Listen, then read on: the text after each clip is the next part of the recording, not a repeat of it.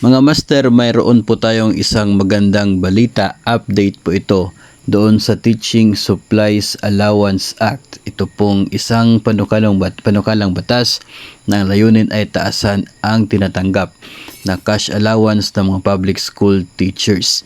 Sa House of Representatives kasi mga master ay aprobado na sa pangalawang pagbasa, second reading, December 6, ngayong araw po ang bill na ang layunin ay ito nga, taasan ang cash allowance ng mga public school teachers.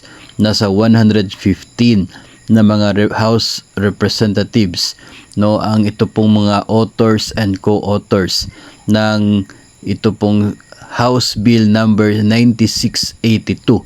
Isa po itong bagong House Bill na siya pong naging substitute bill sa napakaraming bills na ang layunin taasan ang cash allowance.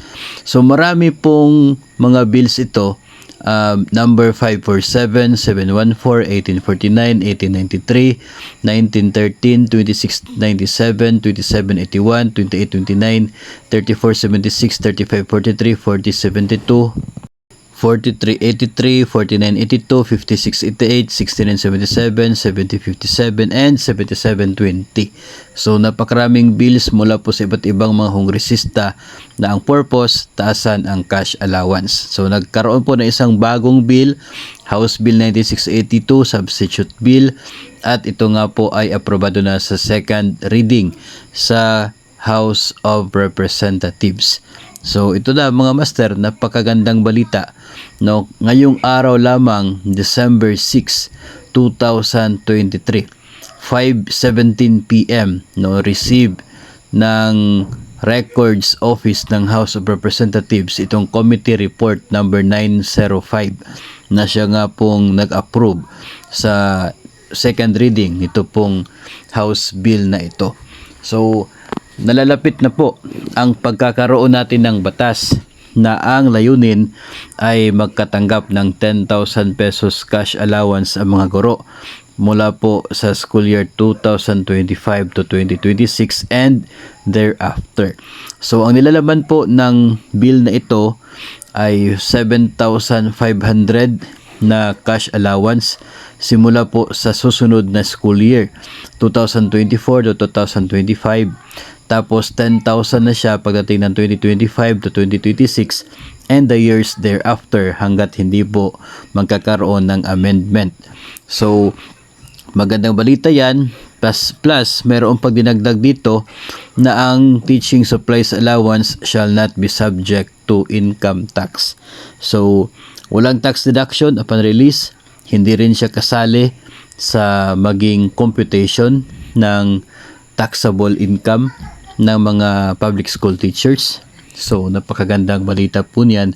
And isa pa po sa talagang nagdala ng magandang balita dito, dahil itong bersyon ng mga kongresista, ito na lamang po yung hinihintay para magkaroon tayo ng isa pong batas na lalagdaan na lamang ng Pangulo.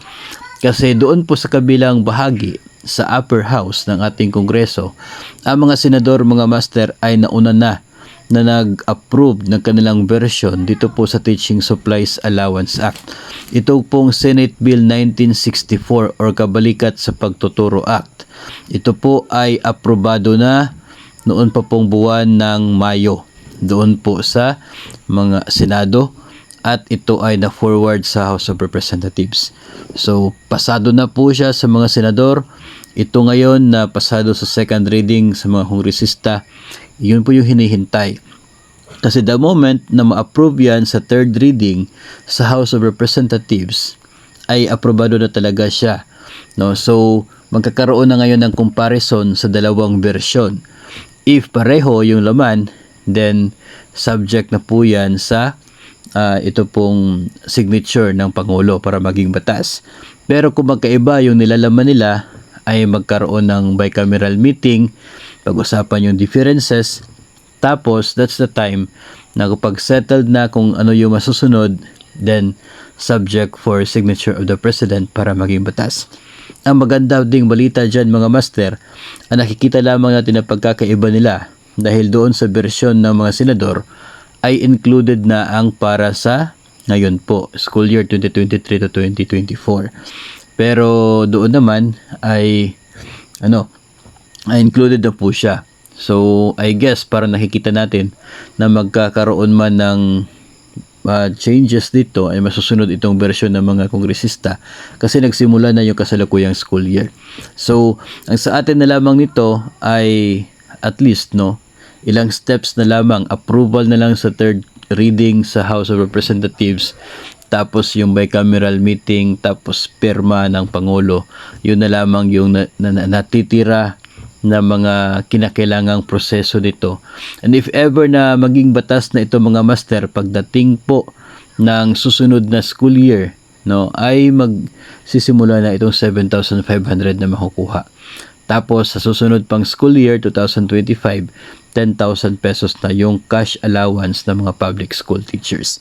So abangan po natin ang maging update nito doon po sa natitirang third reading, at kung maging batas man ito mga master ay panigurado po na malaking saya at tuwa ng mga teachers natin na mayroon pong teaching load dahil sila po yung makikinabang sa benepisyong ito, ang teaching supplies allowance or ito pong cash allowance na tinatanggap ng mga public school teachers sa pagsisimula ng pasukan.